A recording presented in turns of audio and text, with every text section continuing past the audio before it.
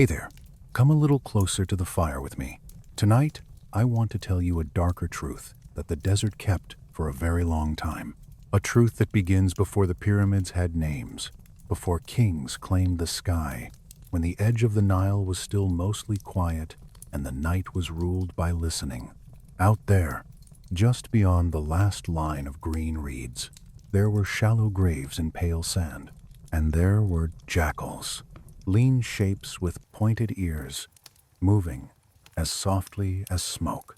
People watched them return again and again, as if the dunes were calling them by secret names. They found what was buried. They circled what was sacred.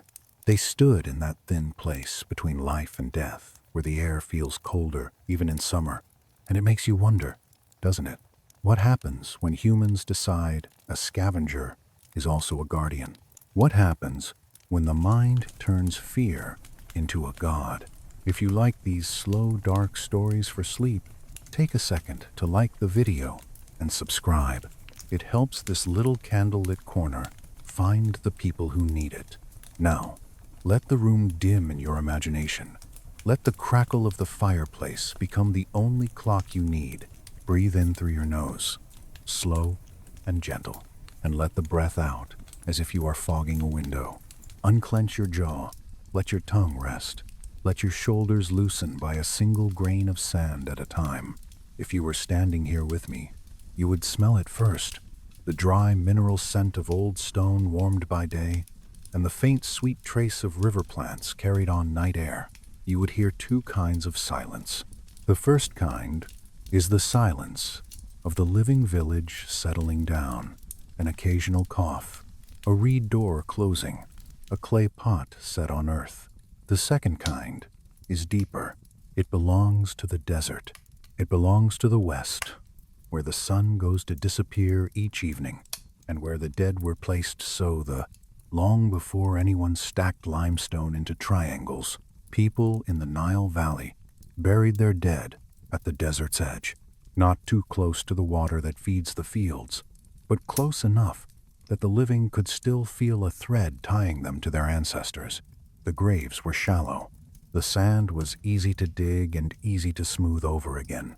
A few stones, maybe a simple mat, maybe a clay jar, a small offering, a last gesture of care. And at night, the jackals came. You know that feeling when you wake for a moment and your mind is half in a dream and half in the room, and you cannot quite tell where the boundary is? That is the feeling I imagine those early Egyptians lived with, night after night, as they watched the cemetery line from a distance. They would see a moving shape, then nothing, a sound like a soft scrape, a pause, then another shape, as if the darkness had grown ears. Jackals were intelligent, patient. Their noses knew what the sand hid. They could smell what time was doing beneath the surface. They could find what was buried, even when the grave looked undisturbed. It should have been horrifying. It should have been an insult to the dead.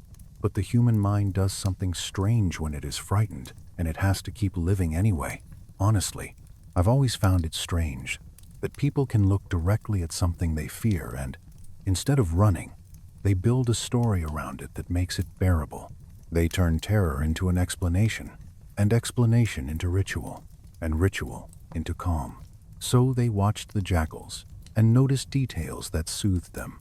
They noticed how the animals moved with purpose, not with frantic hunger.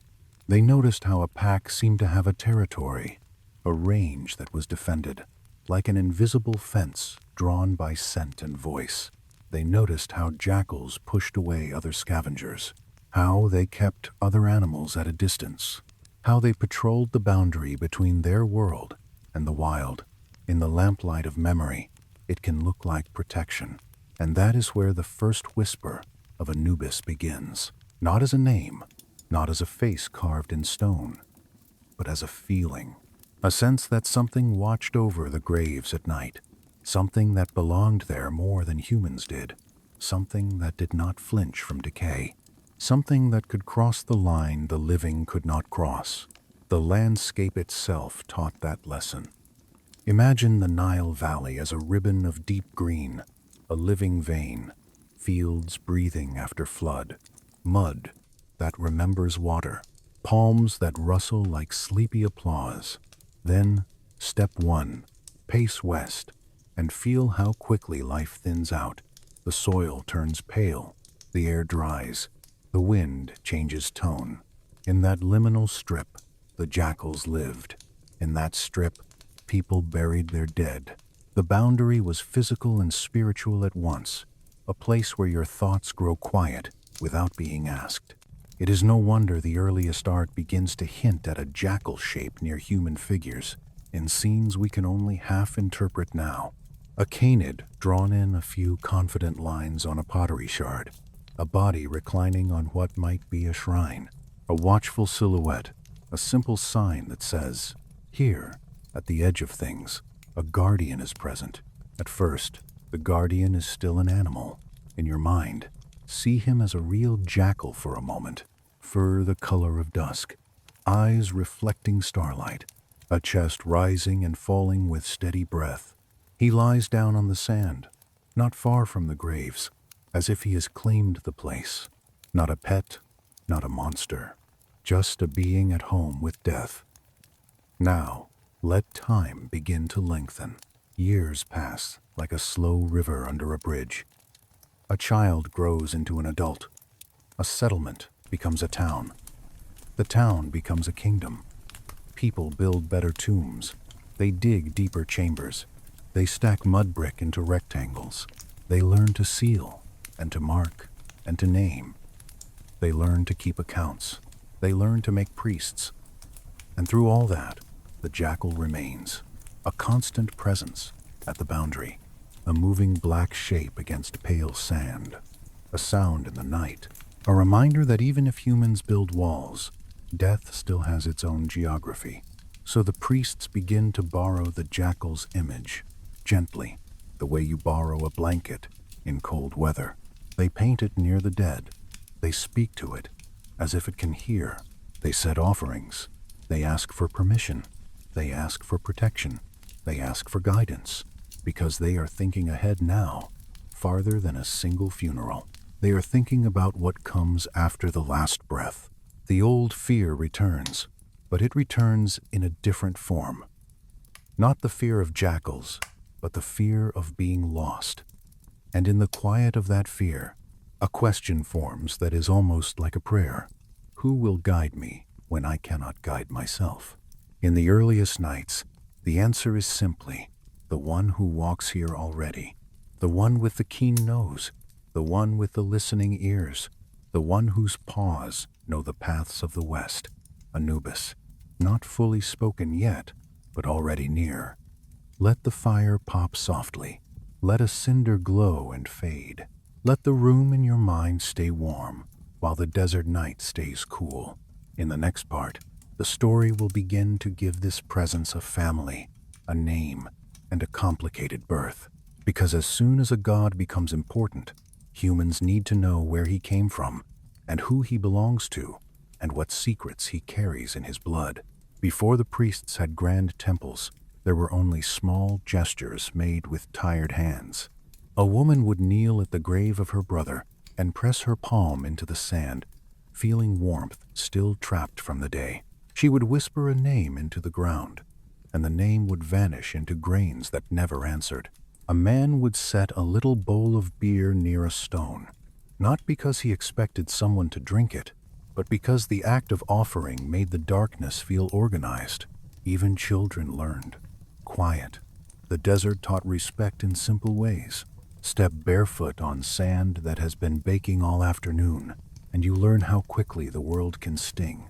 Walk out at dusk, and you learn how fast heat escapes, as if it never belonged to you at all. Look up and see the stars spill across the sky, too many to count, and you feel small in a way that is almost restful. You stop trying to control everything. You start accepting that the universe has its own rules. Somewhere inside that acceptance, the jackal becomes more than an animal again. People noticed how jackals mark their borders.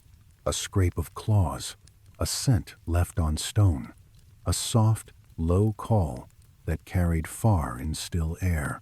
Those invisible borders looked, to human eyes, like the same thing priests tried to do with words. Draw a line, speak a spell, make a boundary the living can feel even if they cannot see it. And then there was the matter of cleanliness. A quiet truth no one liked to say out loud. Bodies decay. The living can get sick. The desert, for all its harshness, is also a place that dries things, preserves things, turns them into something less dangerous. Jackals took away what could spread, what could rot, what could call insects and disease closer to homes. Their scavenging, seen through the soft lens of survival, could be understood as a kind of rough mercy. Not mercy the way humans mean it, but mercy the way nature offers it. Practical, unsentimental, effective. That is a hard kind of comfort. But comfort, all the same. If you listen closely, you can almost hear the slow beginning of belief. It starts as a sentence you say just to soothe yourself. The jackals are keeping watch. Then it becomes a habit. You point out fresh tracks to a neighbor and nod, as if you share a secret. They are keeping watch. Then, after enough nights, it becomes a role that you expect the world to fill. If the jackals are gone, the place feels wrong, too open, too exposed. You begin to want a watcher even when you cannot see one. And that is where the mind takes a step into the sacred. There were early places, long before the neat stone cities of kings, where people left marks of this feeling. A carved figure, crude but deliberate, a painted shape, simplified into a symbol. Not yet the smooth jackal head on a human body, not yet the polished statue with inlaid eyes, but something closer to a sign on a doorway. Here is the boundary. Here is the guardian. Here is the West. The West mattered. It mattered because the sun went there to die every single evening. And it mattered because it came back again and again. The daily disappearing and returning of light was the easiest, gentlest proof that death might not be the end of everything. If the sun could go into darkness and return, why not a person? Why not a king? Why not a soul that was cared for properly? So the dead were placed where the sun went. They faced east toward the promise of morning, but they rested in the west under the hush of desert stone. A strange arrangement, and yet it feels almost logical when you stand in it. Your body understands it before your mind does. Sometimes I picture those early burial grounds as a kind of museum without walls. Rows of small mounds, a few markers, wind moving across them like a soft broom, dust gathering in every crease.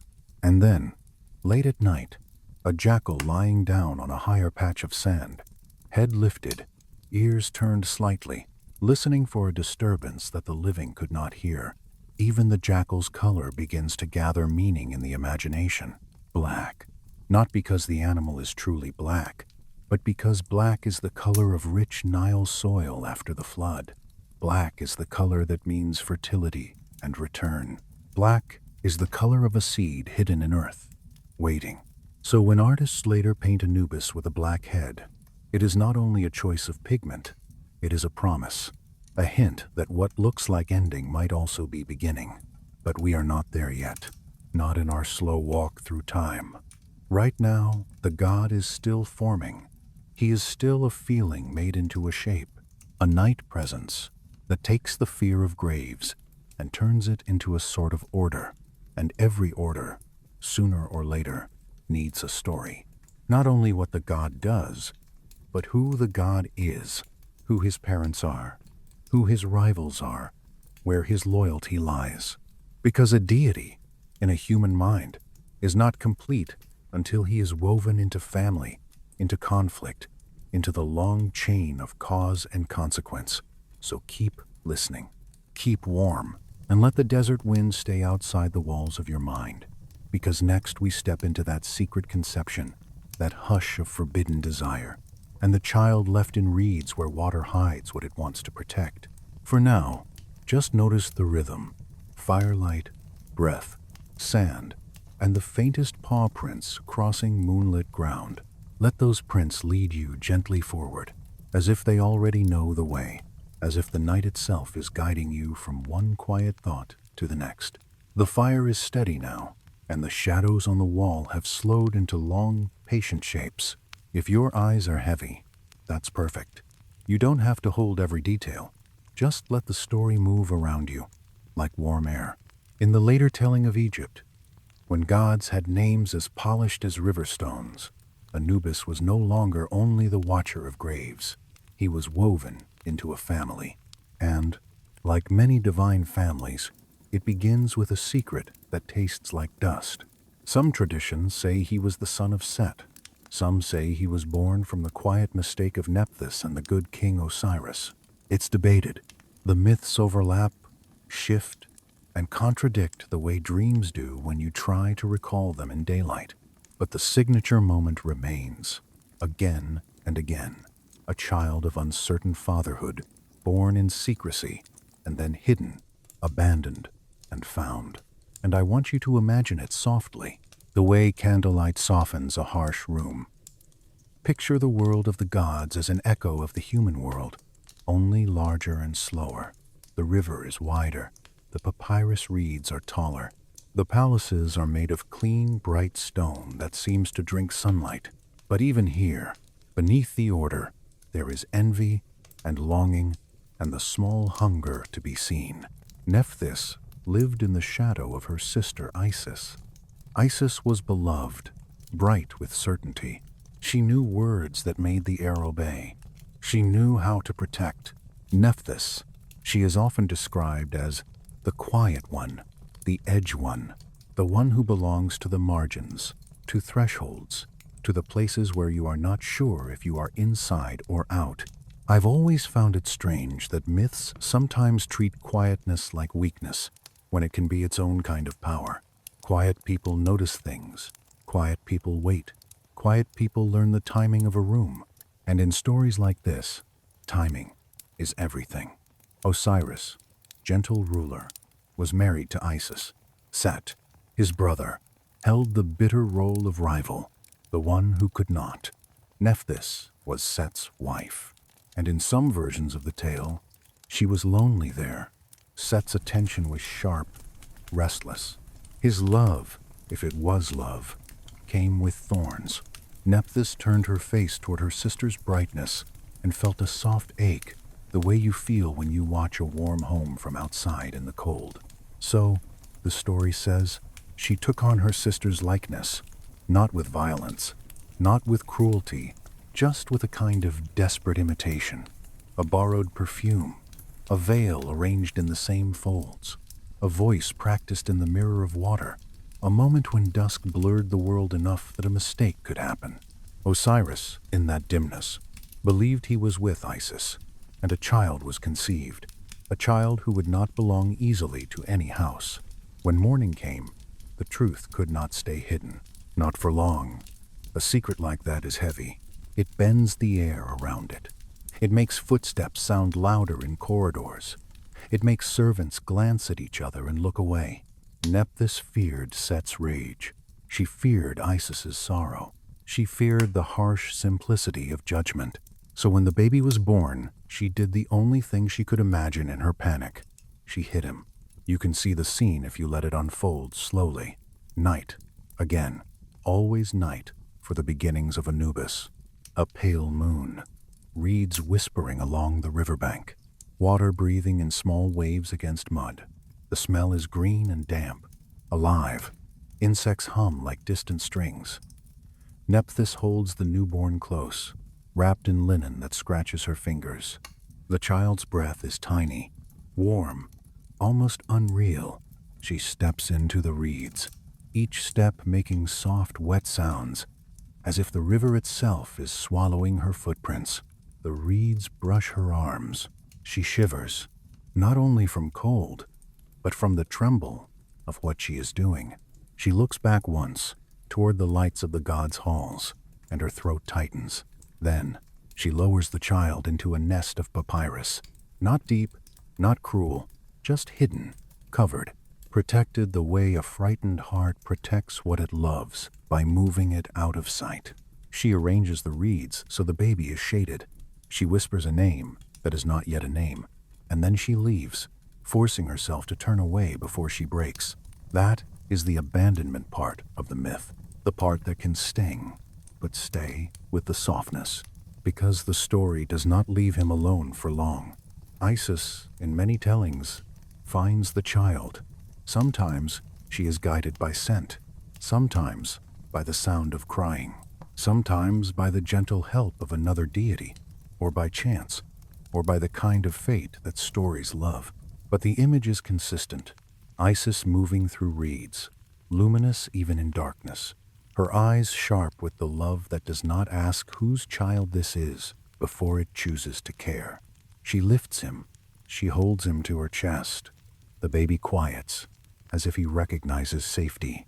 And Isis, who has every right to be furious, instead does something unexpectedly human. She decides to raise him. If you were standing beside her, you might hear her exhale, slow and controlled.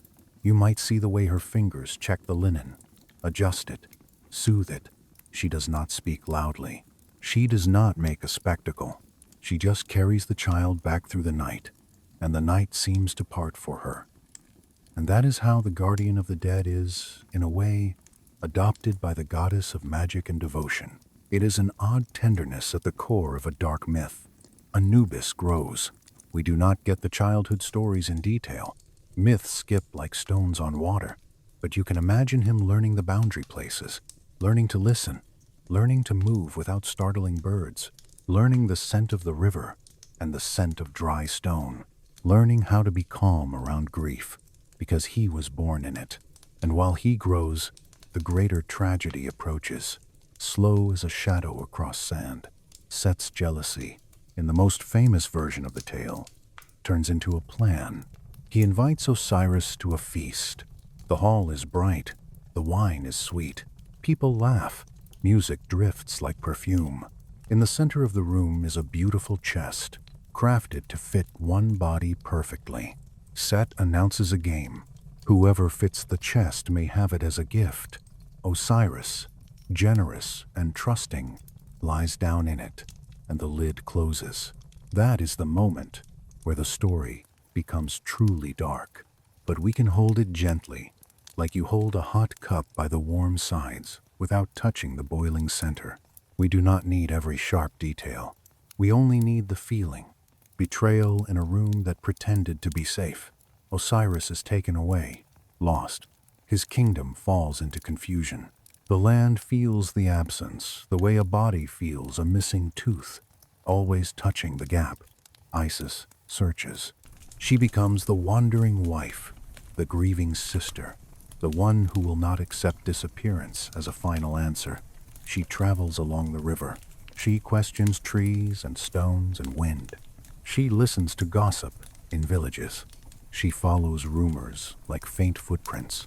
And during this long search, Anubis stands beside her, not as a child anymore, but as a presence, the guardian, the one who understands what happens after the last breath, and who is not frightened by the work of bringing someone back to dignity. When Isis finally finds Osiris, the story says she gathers what remains with careful reverence. Again, myths vary in how they tell it. Some versions are stark, some are symbolic. Some scholars suggest these episodes reflect older ritual themes rather than literal events. But whatever the literal truth, the myth preserves a sacred invention, the art of mummification. Anubis, in later tradition, becomes the patron of that art. If you think of embalming as a grim practice, the myth reframes it as a gift, a way to keep the body whole, enough for the soul to recognize itself, a way to prepare someone for the long journey west, a way to give form and order to grief. Imagine the ritual room, not a place of horror, but a place of focused quiet, a chamber scented with resins, myrrh and frankincense, sweet and deep, linen folded in neat stacks, bowls of natron salt, white as moonlit sand, small tools laid out like instruments for a delicate craft, and always a steady flame, candlelight turning everything soft. Anubis moves through this space with certainty. He washes, he anoints, he wraps, he speaks words that are half spell, half instruction to the heart. His hands are calm, his movements are precise. Each layer of linen is smoothed with a palm, like smoothing a troubled thought. Each knot is tied with patience. Each pause is a breath. And as he works, the room grows still, a stillness that feels almost like sleep. Because in the end, that is what mummification is in the myth, a way to make death look like rest, so the mind can bear it. When Osiris is prepared, he becomes something new, not simply a king who was lost, but a ruler of the realm beyond, a presence in the west, a judge, a promise that there is order even after collapse. And Anubis, having helped make that transformation possible, becomes the one who leads souls to the judgment hall. You may have seen the image, a scale, a heart on one side, a feather on the other. The feather belongs to Ma'at, the principle of truth, balance, rightness. The heart holds a lifetime of choices, heavy with memory. Anubis stands at the scale, steady as stone. He does not shout. He does not punish. He does not gloat. He simply measures. He aligns. He ensures that the balance is fair. There is something strangely soothing about that, isn't there? The idea that after all the chaos, there is a quiet place where things are weighed carefully, not in anger, but in calm attention. And yet, even in this calm, there is a shadow at the edge. What happens if the heart is too heavy? The myths speak of a devourer, a final end. Some depictions are terrifying, but for our night together, we can hold it as a symbol, a reminder that choices matter, and that the weight of guilt can feel like a stone you carry until you set it down. So as you listen, maybe you can imagine your own heart, not on a scale, but in your chest, beating softly. It does not need to be perfect. It only needs to be honest. Anubis, the jackal guardian born of secrecy and found in reeds, becomes the guide through this moral night. He is a bridge. He stands between worlds the way the desert stands between river and sky, and the motifs return. Dust on the threshold, clay under fingernails, water breathing against stone, candlelight on linen, footsteps in a silent corridor, shrinking numbers, too, because in Egyptian thought, time is counted in cycles, dynasties rising and falling like the flood. Even gods are reshaped by new eras. Names change, stories trade parts. Still, the jackal face remains, the watchful ears, the steady hands. If you were sitting beside me now, you might notice how the fire's warmth has crept into your fingers, how your breathing has naturally slowed, how your mind is less interested in grasping each fact and more interested in the feeling of being guided. That is the gift of this myth. It takes the raw fear of being abandoned to darkness, and it offers a companion. It takes betrayal, and it offers a ritual of restoration. It takes death, and it turns it into a passage with a guardian at the door. And in the next part, we will move from the gods into the human world again, into tombs and temples, into priests who wore jackal masks and whispered prayers over the wrapped dead, trying to imitate Anubis's calm, trying to keep the boundary safe, one breath at a time. There is a moment, in many depictions, when the soul enters the hall and everything seems to hush, as if even sound has been wrapped in linen. Columns rise into darkness. The floor is cool underfoot. Torches breathe slow smoke. Somewhere, a faint drip of water keeps time. Anubis is there first, not to intimidate, but to orient you. A slight tilt of the head that says, "This way." The scale stands in the center, simple and exact. The feather looks almost weightless. The heart looks heavy with memory. As the pans settle, the air waits, not in dread, but in attention. A pause so complete it becomes peaceful. Later, priests tried to borrow that peace. They painted Anubis on tomb walls, carved him on coffins, and whispered protective words in rooms scented with resin, hoping the guardian would recognize their devotion and keep the boundary safe. Let that long devotion feel gentle. Let the weight of time become a blanket, not a burden. And keep listening, because the human world is about to step fully into the story, with its own quiet tragedies and its own prayers spoken in the dark. If your mind wanders, that's all right. Let it wander like a lantern beam across a wall, touching one carved figure, then another. Feel your breath move in and out, steady as the river at night. Let your eyelids grow heavier.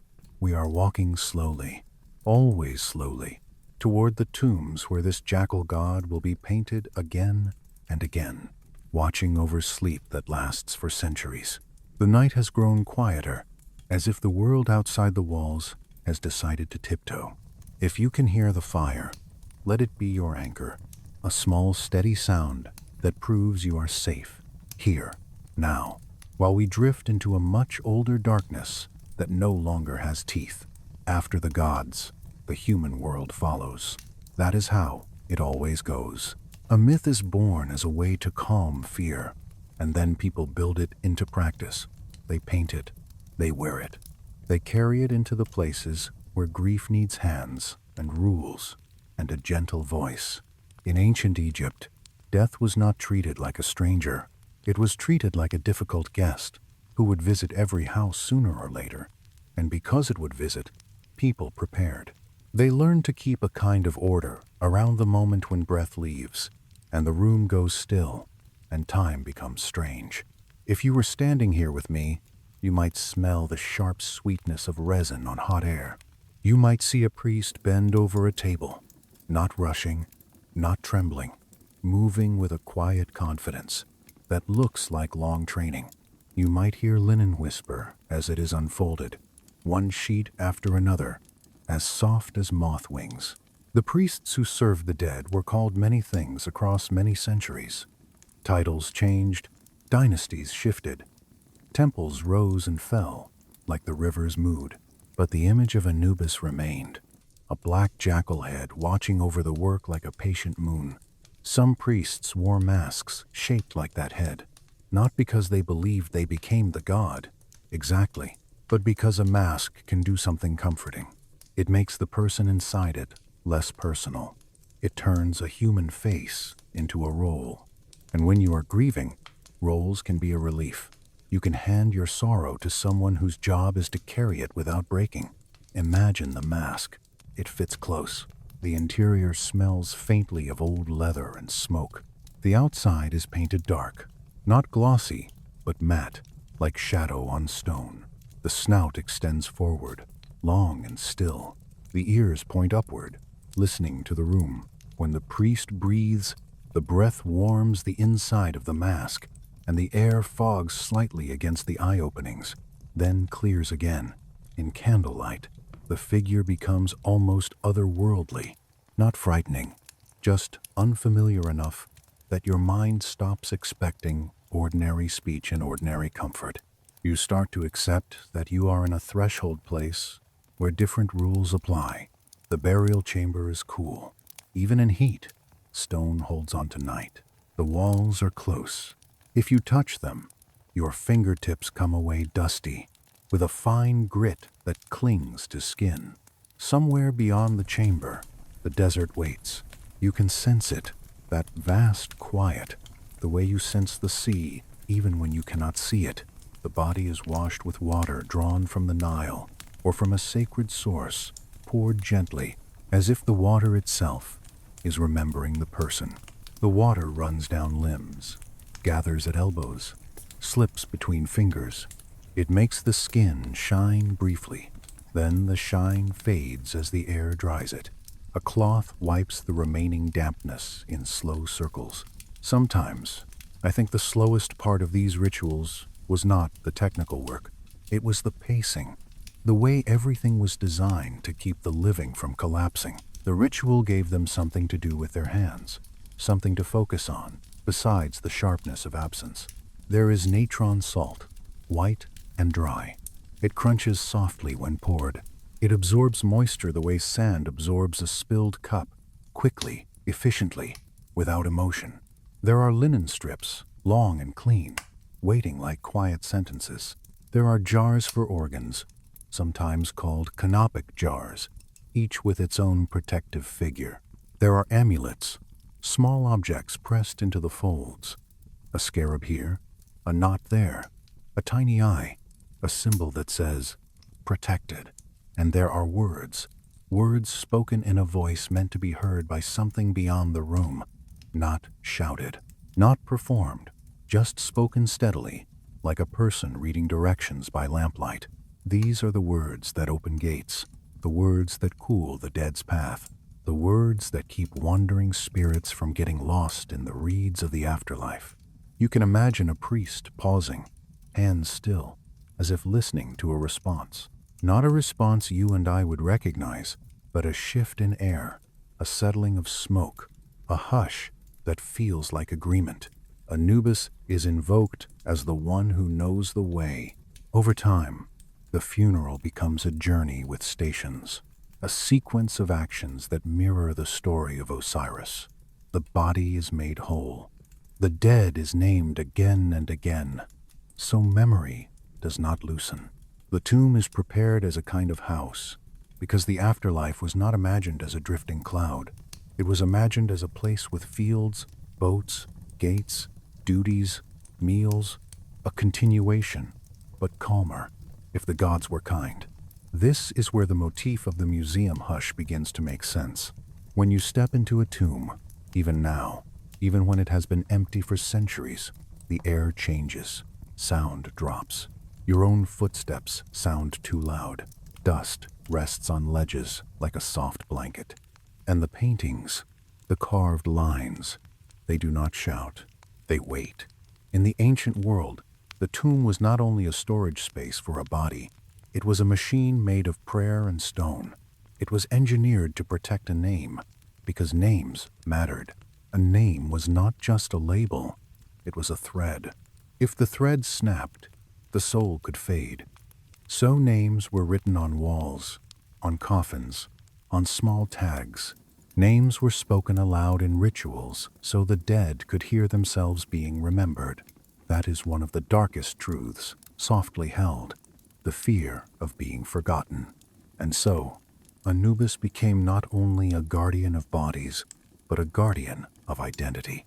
He kept the boundary where the self might dissolve. The most famous image of this guardianship is the weighing of the heart. In temples and papyrus texts, in tomb paintings and later books, the scene returns like a dream you cannot quite shake. The dead stands before a scale. Their heart, imagined as a vessel of truth, is placed on one pan.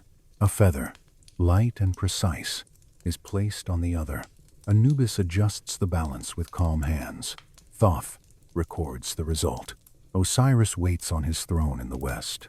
It can sound severe, but there is a strange fairness in it. The scale does not care about wealth or beauty. The scale does not care about loudness. It cares about weight, and weight is earned quietly, one choice at a time. Sometimes, in the texts, the dead recites what is called a negative confession.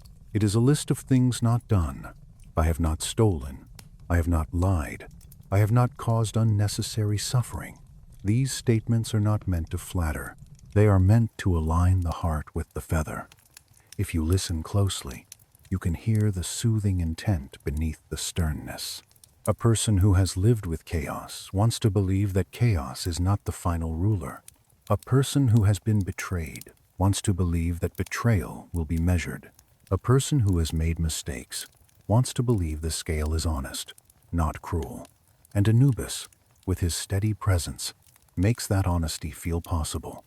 In human practice, that presence shows up again and again. In the black jackal statues placed at tomb entrances, in the amulets shaped like a jackal, in the painted figure on the inner coffin lid, lying along the top as if guarding the sleeper beneath, there is one detail I love, because it feels so human. In some funerary art, Anubis is shown attending the body on a bier shaped like a lion. His hand rests lightly on the wrapped form. The gesture is simple, not dramatic. A touch that says, "I am here. You will not be alone." That gesture might be one of the reasons this god lasted so long. Empires rose, languages changed, foreign rulers came and went, but the fear of being alone in death stayed the same. So the jackal guardian remained useful, soothing, reliable. But even a reliable god cannot stop everything, because the tombs, as carefully built as they were still in the human world. And the human world has hunger. At first, tomb robbing is a whisper, a rumor. Someone's uncle knows someone who saw disturbed stones. A guard was bribed. A seal was broken. A jar was missing. People speak about it in low voices, as if saying it too clearly might invite it closer. Then it becomes a pattern. A dynasty's power weakens. The treasury shrinks.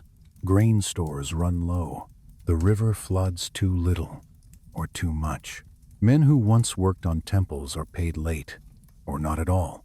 Their children cry at night from emptiness.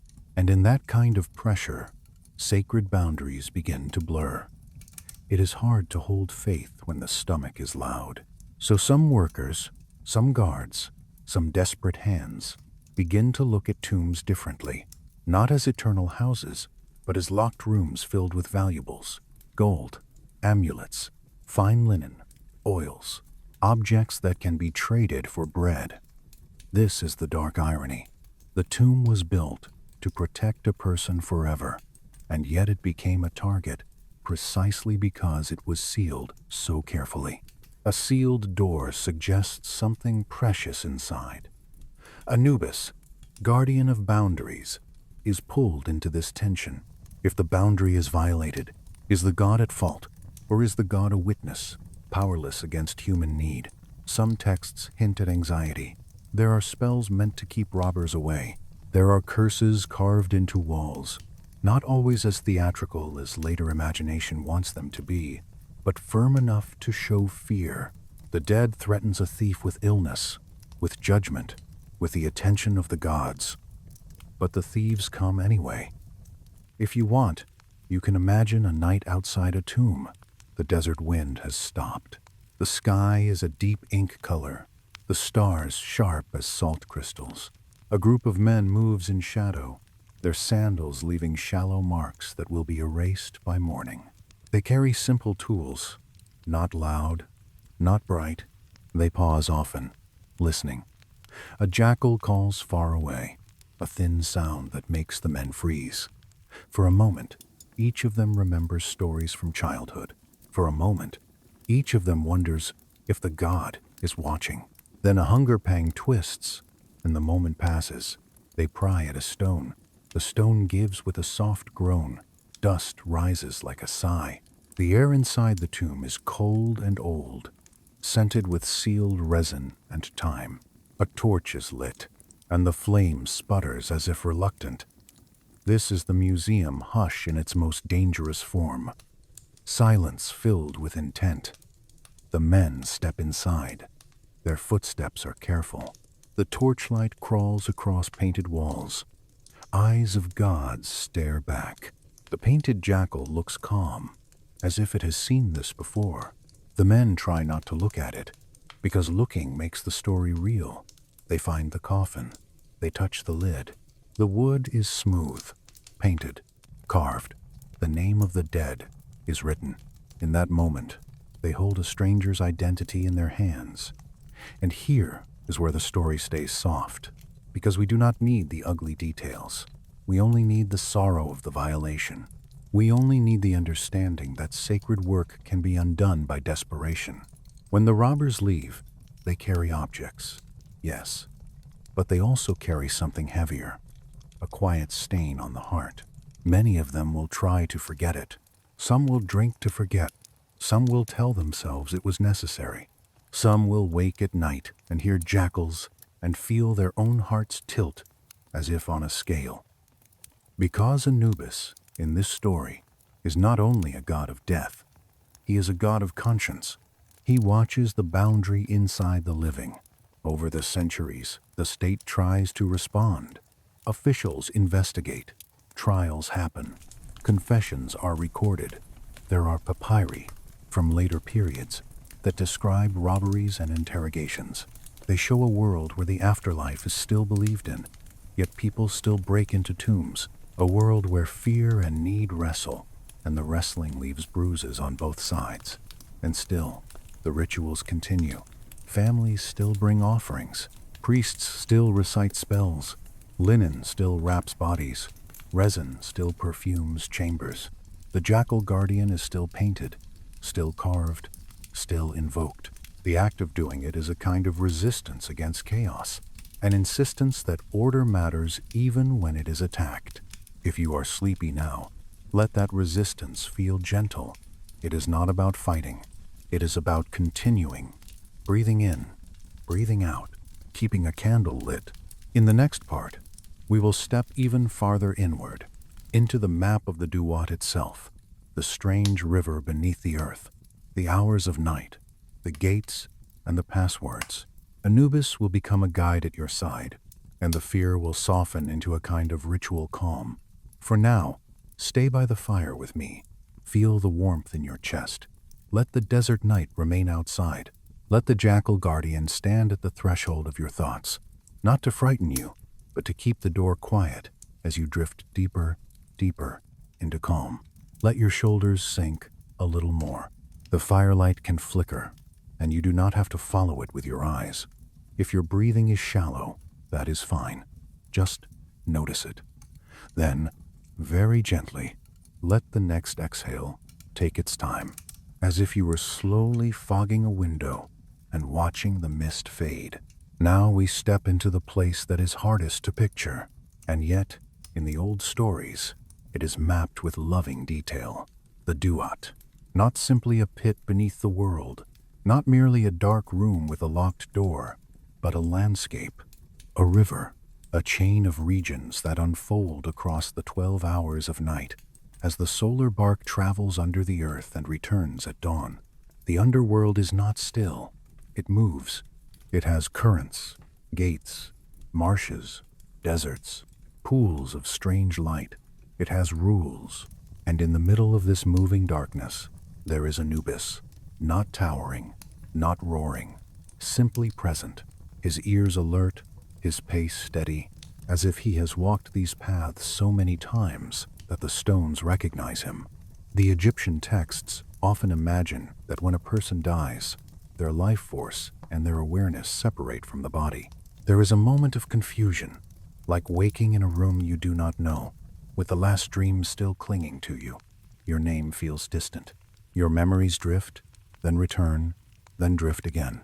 You know that feeling when you wake and you are not sure what day it is, and for a few seconds you are weightless in time? The myths take that moment and stretch it, turning it into a threshold where danger can slip in, not as gore or violence, but as forgetting. Because in the Duat, forgetting is a kind of second death. So Anubis begins there, at the first edge, where the newly dead stands uncertain, and he offers something simple: orientation, a direction, a phrase, a hand gesture, a nod that says, "Follow me." The first hour is often described as a desert of black sand, not black like ink, but black like deep soil after the flood recedes, rich and heavy. This sand shifts underfoot. It does not want to become a path. Each step sinks, and the sinking is tiring, not painful, just endlessly slow.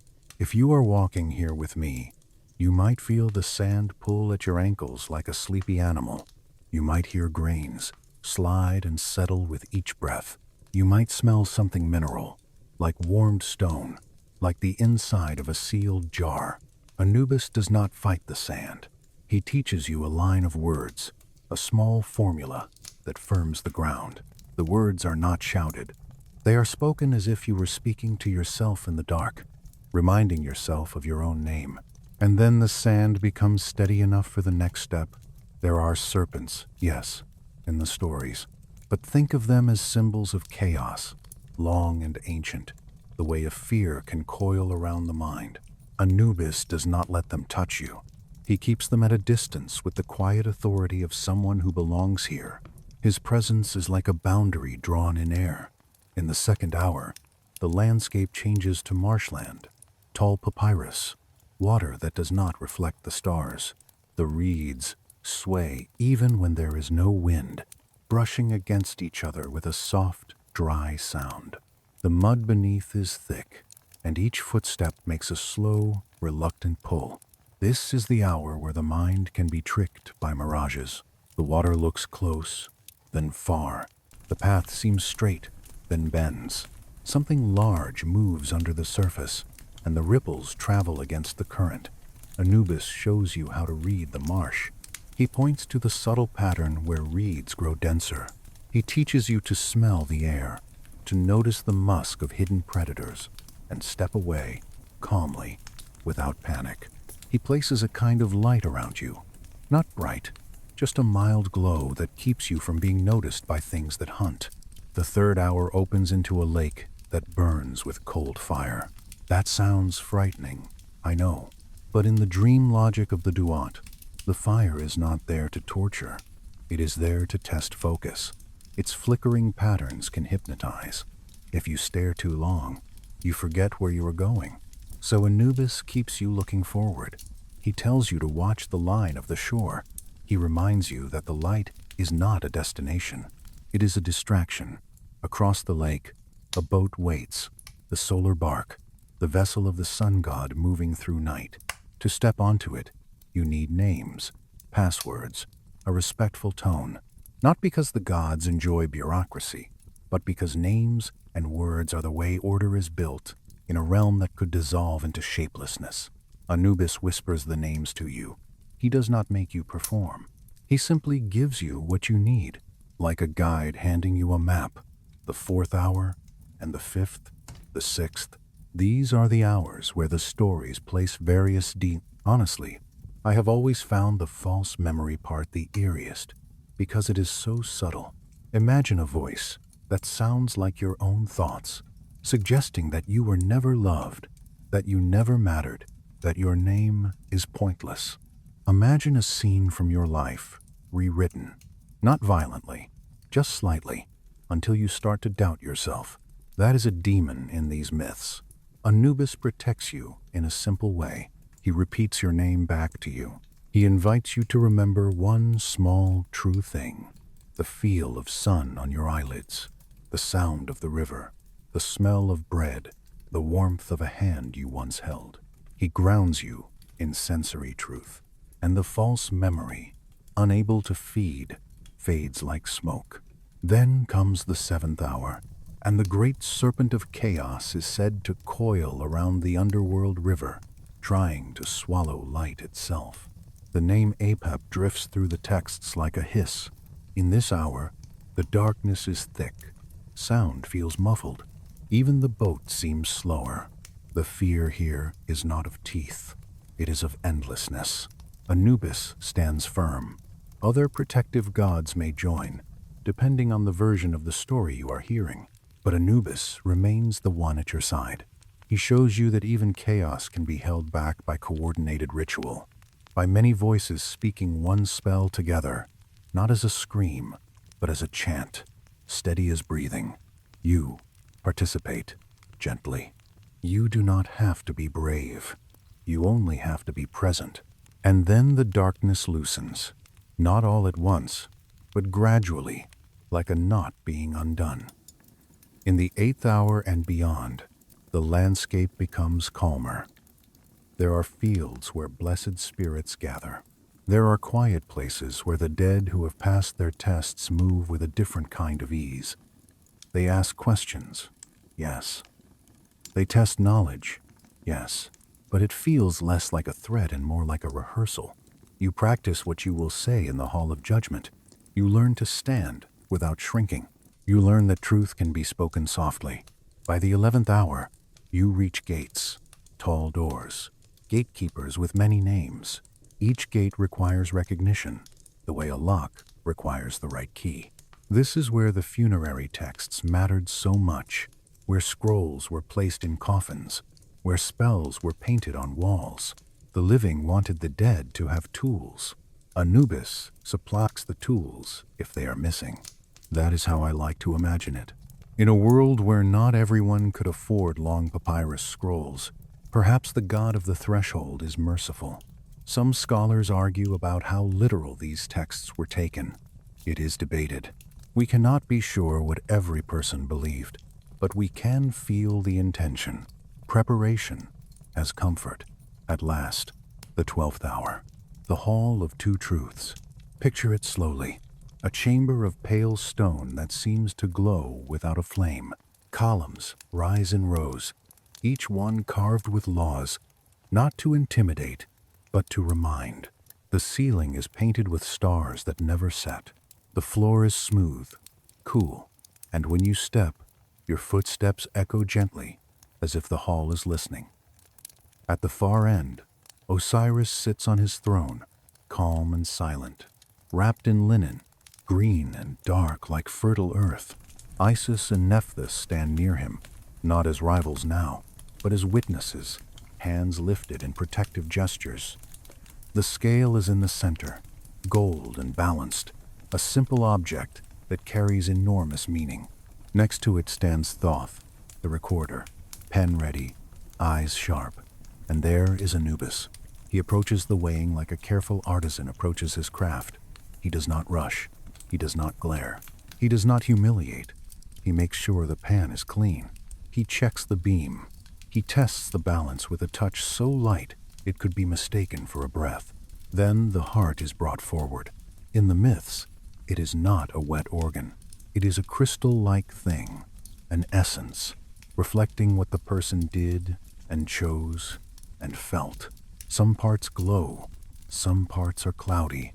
It is never perfectly simple, because no life is perfectly simple. Anubis lifts it in his hands. He holds it a moment, and I like to believe he listens to it, not with judgment, but with attention. Then he places it on the left pan. On the right pan, the feather of Ma'at, white and still, the symbol of truth. The room becomes quieter. If you were there, you might notice your own breath loud in your ears. You might notice the way candlelight, if there is any, barely moves. You might notice dust floating in slow arcs, as if the hall is underwater. The scale begins to settle. This is the part that could be terrifying, if told harshly. But listen to it another way. The scale is a moment of honesty, and honesty, even when it stings, is cleaner than confusion. If the heart is heavy, the feather rises. If the heart is light, the feather stays. Sometimes the stories describe a perfect balance, and that balance is a kind of peace, as if the life has found its correct shape. There is a creature in the hall, waiting at the edge, the devourer of condemned hearts. Later, Egyptians called her Ammit, a composite of feared animals. But we do not need to linger in fear. We can let her be what she is in the story. The final consequence, the end of a path that cannot continue. Anubis does not enjoy that consequence. He administers it, if it must be administered, like a doctor performing a necessary procedure, eyes calm, voice steady, not cruel. And, for the many, the ordinary, the imperfect but trying, the scale tips toward acceptance, not perfection, acceptance. When the heart is found worthy, Anubis turns, and the gesture is familiar now, a light touch at the elbow, a guide's hand. He leads the soul toward Osiris, toward a kingdom of the dead that is not a prison, but an order, a place where the river runs quietly, where fields stretch under stars, where the mind can rest. Osiris speaks the name. That is important. The name is not erased. It is spoken, recorded, anchored, and you can imagine, in that moment, the fear that clung to the newly dead, loosening like a cloth untied. You are allowed to continue. You are allowed to be remembered. In the next part, we will return to Anubis himself, to the way his role changes across centuries, how he becomes the chief of embalmers, the protector of tomb boundaries, the guide for travelers, The quiet presence in temples like Sinopolis, where dogs and jackals were raised and honored. And after the hall, there is a passageway, narrow, with walls that feel almost warm, as if the stone remembers sunlight even down here. The air smells faintly of river water and crushed herbs. Your footsteps are softer now, not because you are trying to be quiet, but because the ground itself seems to absorb sound like deep cloth. Anubis walks a half step ahead. His shadow moves along the wall, long and slim, then short and round. When the corridor narrows, then long again. You can hear the small sound of his ornaments, if he wears any, a gentle click against linen, like beads touching once and then falling still. At one point there is a doorway hung with a curtain of fine strands, each strand weighted at the bottom. When you pass through, the strands brush your shoulders, cool and smooth, and you feel, very briefly, the sensation of being combed by the night. It is strangely soothing. Beyond that, the underworld opens into something wide, a field, calm as a held breath. Some call it the Field of Reeds, a reflection of Egypt at its best. The water is everywhere, but it is not threatening. It lies in channels that sparkle like quiet glass. The reeds sway slowly, and their sound is like 1,000 small, shushing voices, telling the mind to rest. Far off, you can see boats drifting, not in a hurry, and you can hear oars dip with a soft, repetitive splash. This is where the river breath returns, gentle and regular, the same rhythm that shaped villages and harvests and childhood games. The darkness here is not empty. It is full of order, full of familiar patterns. Anubis pauses, just long enough for you to feel it. The pause is an invitation to settle, to let your thoughts land. Then, only when you are ready, he gestures onward. But for now, just breathe with the Hall of Two Truths behind your eyelids, not as a courtroom, but as a calm space of balance. Let the feather float, let the heart settle, let the fire in our room keep whispering. Let the night continue to move, hour by hour, gently toward dawn. If you are still with me, listening in that soft, half-dream space, let the next breath be slow, like you are letting warm air fall from your mouth, down into your chest, down into your belly, until your whole body feels a little heavier, a little safer. We have walked through the Duat, past gates and reeds, past the Hall of Two Truths where the scale settles into quiet. Now the story turns gently, back toward the living world, because myths do that. They move like the river. They go down into darkness and then rise again, carrying silt, carrying memory, carrying a calm kind of meaning. Anubis is often described as a guide, but he is also something else, and this part always feels strangely intimate to me.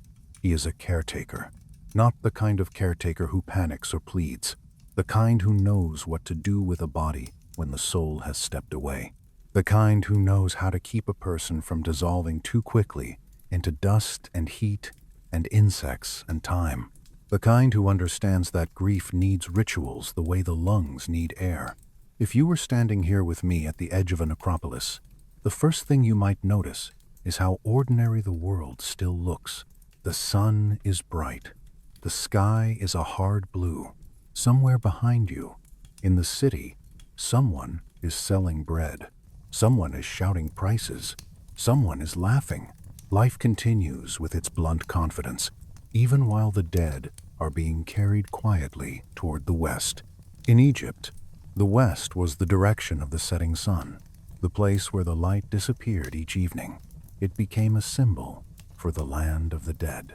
So tombs and necropolises clustered on the west bank of the Nile, where cliffs rose like the spine of a sleeping animal, where the desert began, where stone offered a kind of permanence, and there, in that borderland between river and sand, Anubis was everywhere, not as a giant apparition, but as a presence in images, in names, in practiced movements.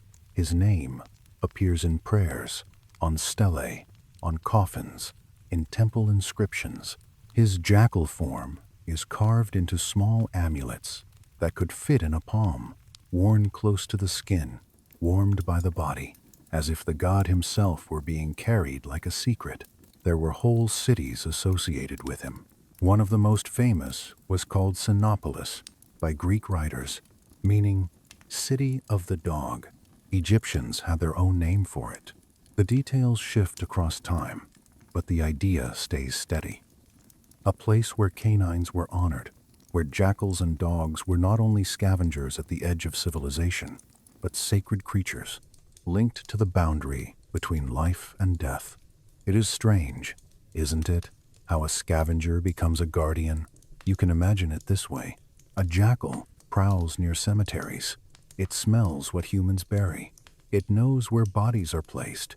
It is drawn to the edge of the tomb, the way moths are drawn to a lamp. To a frightened mind, that animal becomes the threat. But to a mind that wants protection, the best guardian is the one who already knows the territory. If the jackal is respected, fed, honored, then perhaps it will protect instead of violate. Perhaps it will keep other scavengers away. Perhaps it will become a symbol that stands watch while human eyes are closed. So the jackal becomes divine. I like to picture a small moment, almost too small to count as history. A child, maybe, walking with an older relative along the edge of a burial ground. The child kicks at a pebble, bored, half listening. The older person holds the child's wrist gently, not harshly, just guiding them away from a soft patch of sand where the ground has sunk.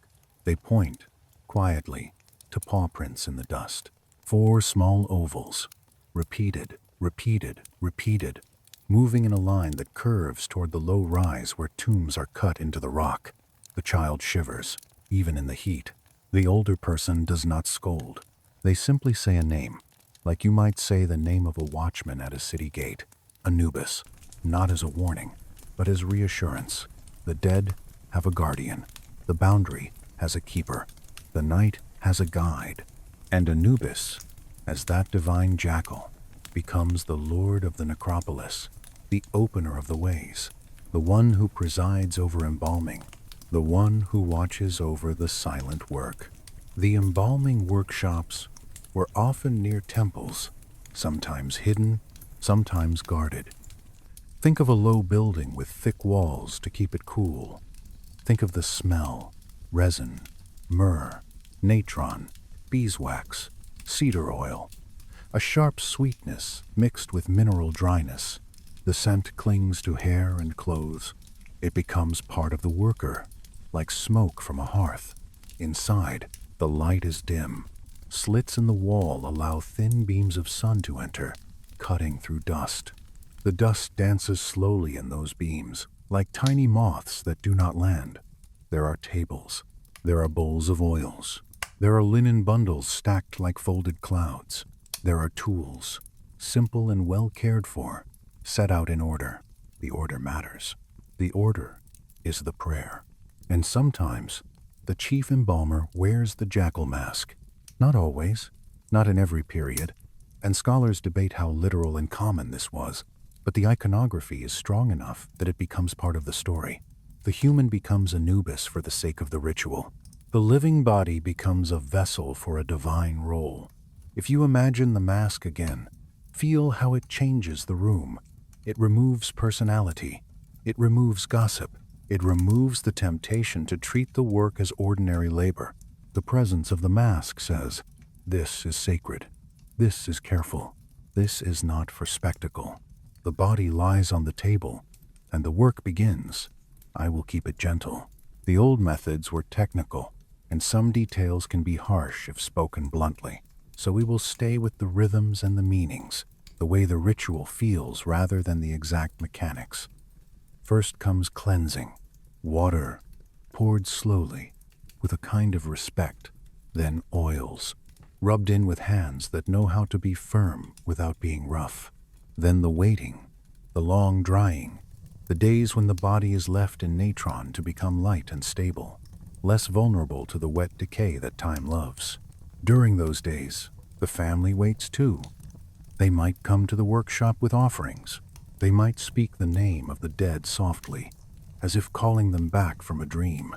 They might sit in the shade outside, listening to the distant city noises, feeling the sun move across their skin, hour by hour, and realizing that grief has its own clock, and the priests speak to them. They remind them that the dead is on a journey. They remind them that the rituals are like roads. Each step is a mile walked. Each bandage is a promise tied. When the body is ready, linen wrapping begins. This is one of the slowest, most hypnotic sequences in all the ancient world, and I want to linger there with you, because it is almost like listening to waves. A strip of linen is laid out. The cloth is cool at first, then warms as it touches skin. It makes a faint whispering sound as it unrolls. Fingers smooth it. A knot is tied, not tight, not loose, just right. Then another strip and another. Between layers, small amulets are placed, not randomly, but with intention. Sometimes the amulets are warmed first in the palm. The palm is living heat, and the stone is cool, and you can feel the difference as a quiet exchange. A worker might close their fingers around the tiny charm for a breath or two, letting it lose its chill, letting it become less like a thing and more like a companion. Then the hand opens, and the amulet is set down, and linen folds over it like a blanket. There is also that faint sound of resin when it is brushed on, a sticky whisper.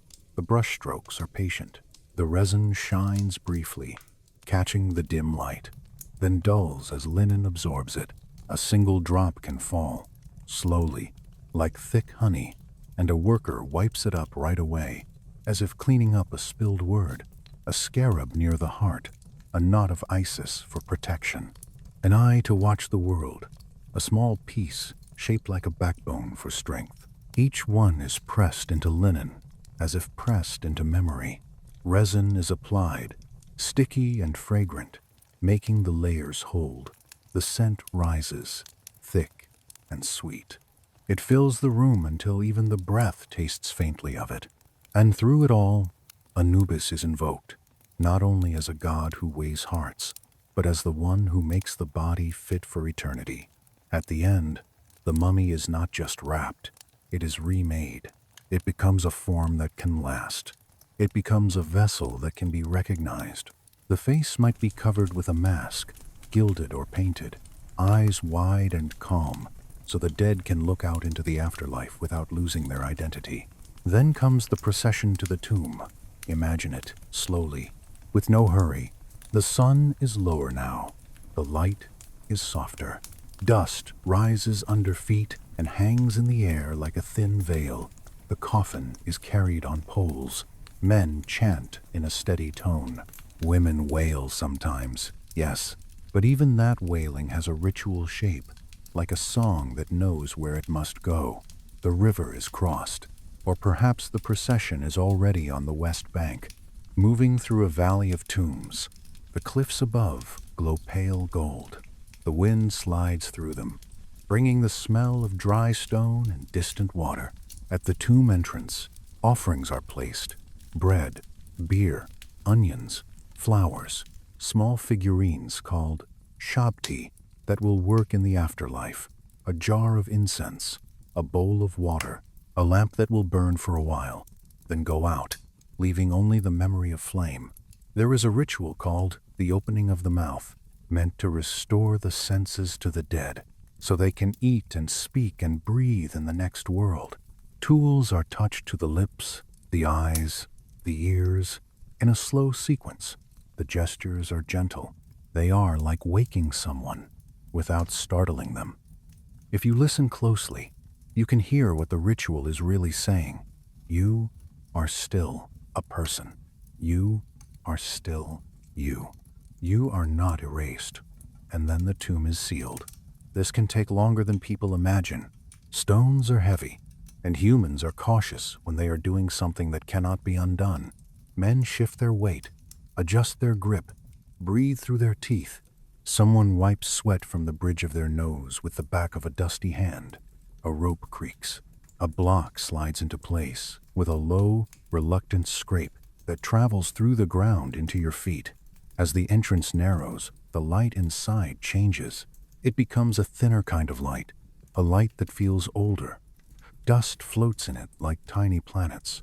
The last glimpse of painted figures on a wall, the last glimpse of offerings arranged on the floor, the last glimpse of the coffin settled into its quiet space.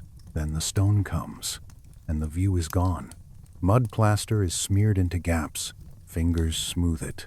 A seal stamp presses into wet clay.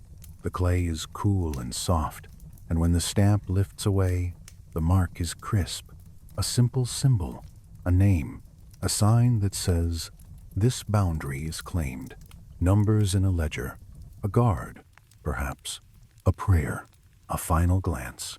The family leaves, walking back into the world of sun and marketplace noise, back into the lives that must continue. But the tomb remains, a quiet house in the desert, and at its threshold stands the idea of Anubis, a watcher who does not sleep, a boundary drawn with divine patience. Still, we know what happens next, because the story we are telling is dark history as well as dark mythology. Tombs do not last untouched. Dynasties collapse. Officials change. Guards are bribed. Hunger returns. A seal breaks. Dust enters. A name fades from spoken memory. I want to pause there, gently, because even that fading can be spoken about softly. A name is like a candle. In the moment it burns, it seems obvious it will always be there. It throws light. It makes a face familiar. It warms the air. But when it goes out, the darkness does not explode. It simply returns, quietly, as if it had been waiting. You can still smell the smoke. You can still see the faint glow in the wick for a second. Then it is just the idea of flame. And yet, the rituals themselves survive in fragments, in carved lines, in paintings, in papyrus that is rolled and stored and forgotten and then found again under a layer of sand. That is a kind of immortality too. Tonight, as you lie there, letting your mind drift, imagine the linen strips as slow breaths. Imagine the resin scent as the sweet smoke of our fireplace, curling upward and thinning into calm. Imagine the tomb as a quiet room deep inside you, a place where fear is wrapped carefully and stored, unable to harm you. In the next part, we will move forward through centuries into moments when foreign empires arrive, when old gods are translated into new languages, when Anubis meets other underworld guardians and changes shape, and when the quiet necropolis watch becomes something else. For now, rest with the image of the jackal mask in candlelight, not as a threat, but as a promise of careful hands, steady rituals, and a boundary that holds. If your mind wants something simple to hold on to, let it be this: a strip of linen sliding between fingers, a knot tied, a breath taken, a name spoken once, clearly, and then allowed to fade into quiet without being lost. Outside the tomb, the desert wind keeps working, smoothing footprints, softening edges, carrying dust from one century to the next. The cliffs hold their silence. The river keeps breathing. And somewhere, always at the border of those worlds, the guardian remains, still, patient, and calm. Breathe in, and as you breathe out, let the air leave your body as if it is carrying away tiny grains of tension. Let your jaw loosen. Let your tongue rest. Let your eyelids feel heavier, like warm cloth. We have stayed close to the embalming workshop, to linen and resin, and the quiet skills of the hands that served the dead. Now the story drifts forward, as if the river itself is pulling us, century by century, into new tongues, new borders, new rulers who try to claim the land and rename its gods. And this is where Anubis begins to change, not because he is defeated, but because people translate what they fear and love into whatever words they have. History has a way of doing that. It takes a sacred figure and presses it into the shape of a new empire, like a seal pressed into clay. The impression is different. but the clay beneath is the same. If you have ever moved houses, you know this feeling. You carry your belongings into a new room, and at first everything looks unfamiliar. The corners echo differently. The windows let in a different kind of light, but you place the same cup on a shelf, and suddenly your hand knows where to reach. You fold the same blanket at the end of the bed, and suddenly your body believes it can rest. A god can be like that too. A function, a comfort, a boundary. The name changes, the language changes, but the human need remains. After the great ages of pharaohs, Egypt meets conquerors, the Persians, then the Greeks under Alexander and the Ptolemies, then the Romans. Each wave brings administrators, soldiers, merchants, scribes, and with them come new gods or new names for old gods. Some of this is well documented, and some is hazier, debated. We cannot always be sure how an ordinary farmer on the riverbank understood these shifts, but we can see the pattern in temples, in inscriptions, in the art that blends styles the way two rivers blend at a confluence. Anubis becomes, in Greek eyes, something familiar. Hermes is a messenger, a guide, a god who moves between worlds. Anubis is also a guide, also a boundary keeper, also a mover through thresholds. So the Greeks begin to merge them in thought and in art. A figure appears called Anubis, sometimes shown with a human body and a jackal head, holding the caduceus staff of Hermes. It is not a replacement, so much as a bridge, a way for newcomers to say, "We recognize this function. We understand this kind of protection." If you were walking through Alexandria in the early centuries of this blending, you might hear many languages in the streets. Let's slow down and truly walk there. Your sandals meet stone that has been polished by countless feet. The stone is cool where it is shaded by overhangs, warmer where the sun has touched it all afternoon. A cart rumbles past, wooden wheel over uneven paving, and the vibration travels up your legs like a gentle drum. You step aside, pressing briefly against a wall that holds the day's heat in its pores, and you smell it. Limestone dust, sun-baked plaster, the faint sour sweet of fermenting fruit from a nearby stall. Someone brushes by, and the edge of their linen sleeve drags softly against your arm. You hear a child calling to a mother, a sailor laughing, a seller praising olives in a voice trained to carry. Then, like a shadow slipping between bright moments, you catch the word for the dead, spoken in a lower tone. Even in a crowded city, the underworld is always nearby. Greek, Egyptian, Aramaic, Latin, voices layered like linen wraps. You might smell fish and salt from the harbor, ink from papyrus shops, incense from temples, and the sharp tang of metal from coin minting. The city is bright and busy, and yet beneath the noise, there is still the old awareness that death is near, that the underworld is not far, that every human life is a short walk between two gates. In a temple district, you might see a small shrine with a jackal figure, but the dedication inscription might be in Greek. Or you might see a statue that looks almost Roman, carved with smooth realism, but the head is unmistakably canine, ears up, eyes forward, the calm alertness of a guardian. And people still come to pray. They bring tiny offerings, coins, bread, a pinch of incense. They whisper names. They ask for protection on journeys. They ask for safe passage for loved ones. They ask for dreams that make sense of grief. Anubis remains useful, and usefulness is a kind of immortality. But history is never only gentle blending. There are also pressures, laws, politics, the slow tightening around old practices. Temples lose funding. Priests lose status. Some shrines are neglected. The desert creeps in, grain by grain, covering steps, filling courtyards with drifting sand. This is where the motif of shrinking numbers returns. The number of priests, the number of festivals, the number of people who can read hieroglyphs. The number of voices that know the old hymns without translation. At first, the change is subtle.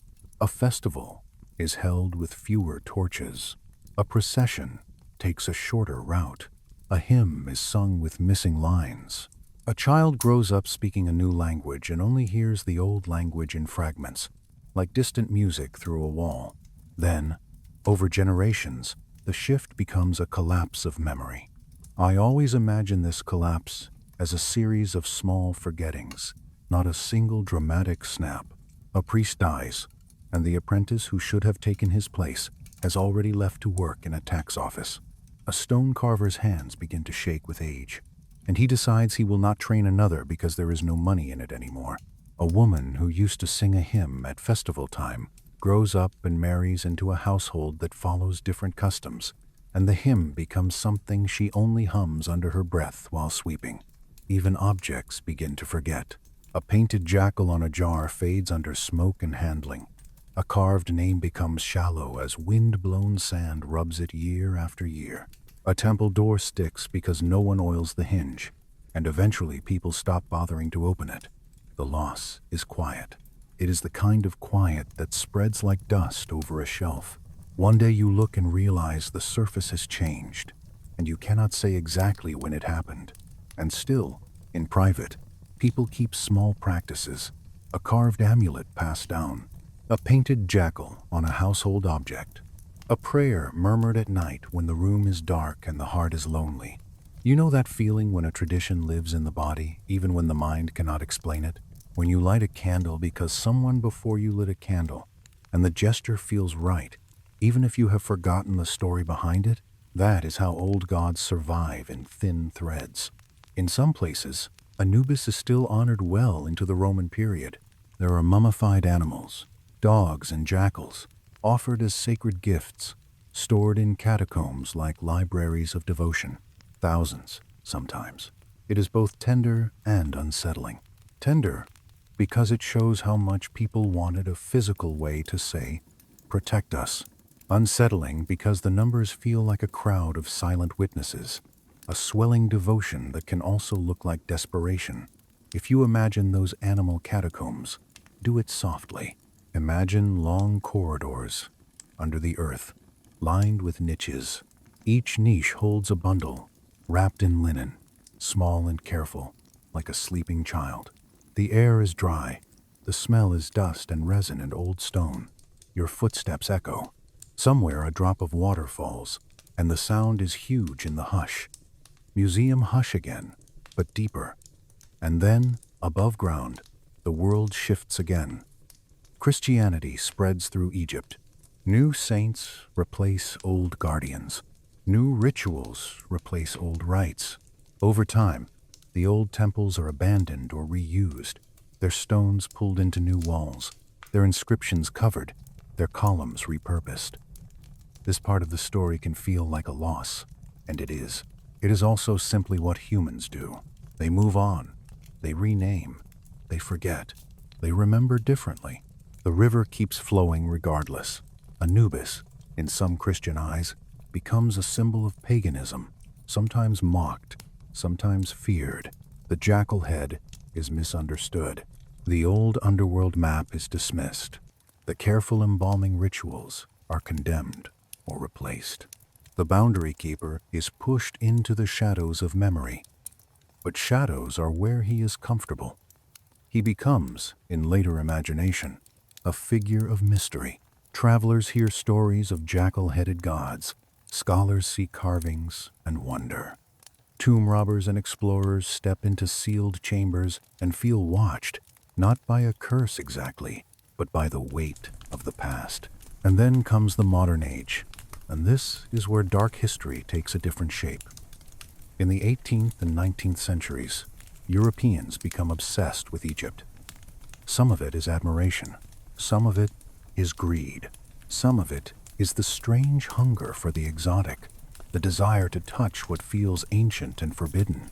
Tombs are opened, mummies are shipped, artifacts are bought, stolen, traded, cataloged. A sealed tomb becomes a headline. A name becomes a curiosity. A human body becomes an object. Honestly, this is one of the parts that makes my chest tighten, even when I tell it softly, because it is a second kind of tomb robbery, dressed in scientific language and polite society. Sometimes it was genuine scholarship, sometimes it was spectacle. Often it was both at once, tangled together. Imagine a ship leaving Egypt, its hold filled with crates. Inside a crate, a coffin lid. Inside another, a bundle of linen. Inside another, a small jackal statue with ears chipped. The sea air is damp. Salt creeps into wood. The artifacts travel far from the desert that once held them in dry silence. In a European drawing room, a mummy unwrapping party is held. Candles lit, guests leaning close, laughing nervously, pretending it is all harmless curiosity. The room itself is warm, overheated by coal and crowded bodies. The windows are shut against the night cold, so the air grows thick. Wax drips down candle sides, hardening in ripples. Someone pours wine. Someone adjusts a collar. A chair scrapes softly on a wooden floor, and that sound, small as it is, seems too loud for what is happening. The mummy lies on a long table, as if it has been invited to dine, and the absurdity of that is part of how people protect themselves from shame. They keep their tone light. They make jokes. They lean in close, then lean back, as if the linen carries a scent that might cling. When the first strip is lifted, it does not lift cleanly. It hesitates. Resin has made it stubborn. It breaks with a dry little crackle, and dust rises into candlelight. A few guests cough politely. Someone waves a hand, fanning the air, and the gesture looks, for a moment, like a blessing that does not know it is a blessing. Linen strips are pulled away. Dust rises. Resin scent returns, faint and foreign. A face that once was meant to remain hidden is exposed to bright eyes and casual talk. This is not the kind of violence that splashes. It is the kind that erodes. The kind that turns a person into a story for entertainment. Anubis watches this too, if you let the myth stretch that far. Not with anger, but with that steady, tired patience of a guardian who has seen boundaries broken for thousands of years. A guardian who knows that humans will always be tempted by sealed doors. At the same time, scholars begin to decipher hieroglyphs. Museums collect and display. Tomb paintings are copied. The Book of the Dead is translated. The old stories are spoken again, in new languages, in lecture halls and books, and later, in films and games and internet threads. Anubis becomes famous in a new way, a symbol of Egypt itself. Sometimes he is made into a villain, sometimes into a cool icon, sometimes into a simple Halloween mask. The deep caretaker role gets flattened into a stereotype, and yet, under the stereotype, the original still exists. A guide at a threshold, a protector of names, a keeper of the quiet between breaths. When you are lying in bed at night, with your thoughts drifting, you are at a threshold too, between day and sleep, between worry and forgetting, between the tightness of a calendar and the deep time of dreams. And the old myth knows that thresholds can feel uneasy. So let us borrow Anubis in his gentlest form, not a judge, not a monster, a guide who says, "This way, the path is steady, the darkness is mapped, you will not be lost." In the next part, we will go into one of the most famous modern echoes of Egyptian death lore, the way certain tomb discoveries were turned into stories about curses, about sudden misfortune, about the past, reaching out with cold fingers. We will look at what was real, what was rumor, what was made for newspapers, and what was felt in the bones. For now, let the modern noise soften. Let your own room be the opposite of those bright drawing rooms. Let it be dim. Let it be kind. The only sound, the tiny clicks of cooling furniture, the faint sigh of fabric as you settle. If you can hear a distant car or a neighbor's footsteps, let them become part of the story too. like far-off city noises beyond the temple wall.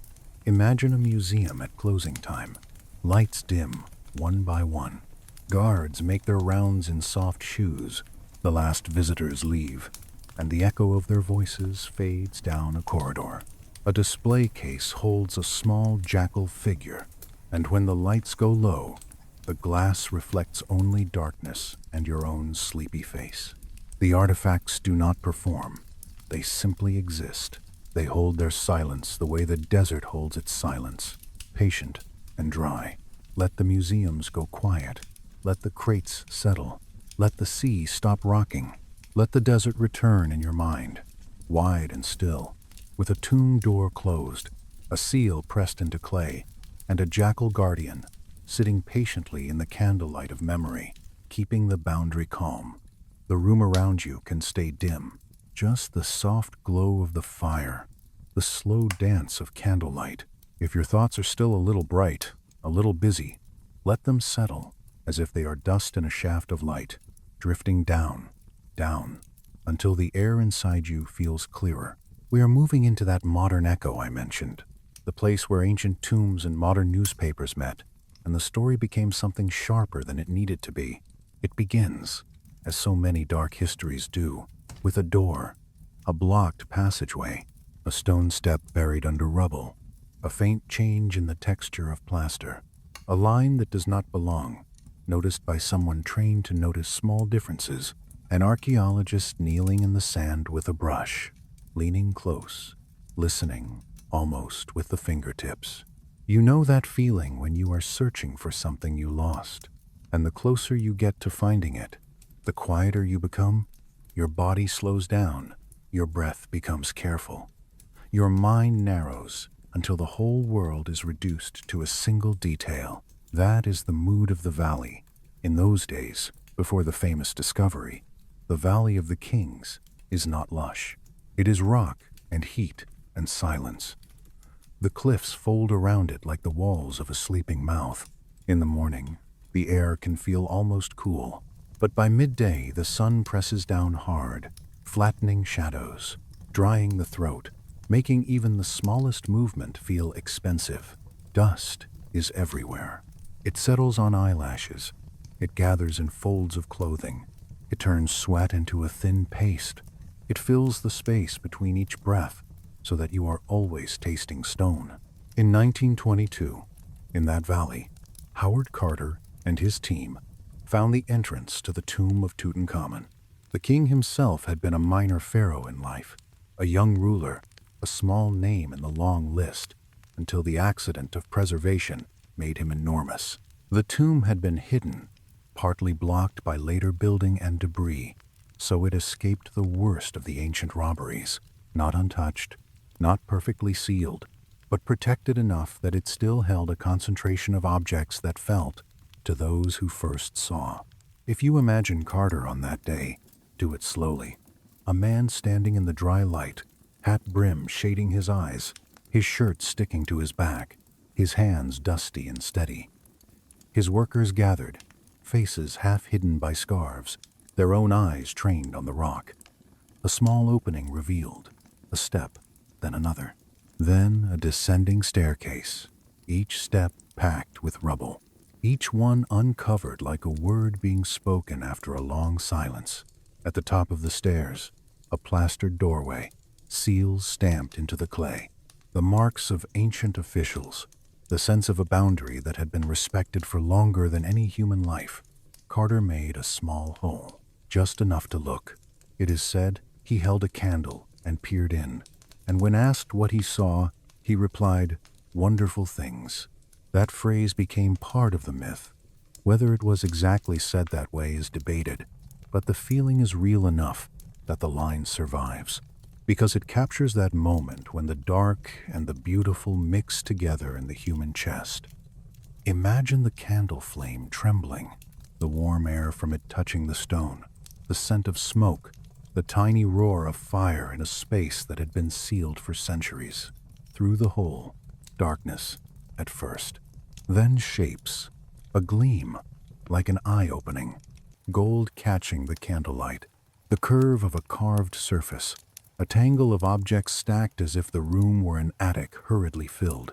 Chariots, beds shaped like animals, boxes, statues, everything crowded, everything waiting, and the air inside, that ancient air, trapped and dry, holding the faint odor of resins and linen and dust that had not been disturbed.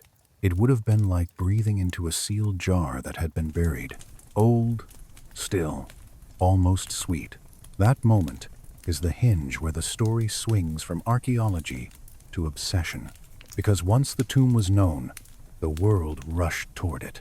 Reporters, photographers, officials, tourists, letters sent across oceans, papers printed with headlines, people hungry for the glamour of ancient gold and the thrill of forbidden doors.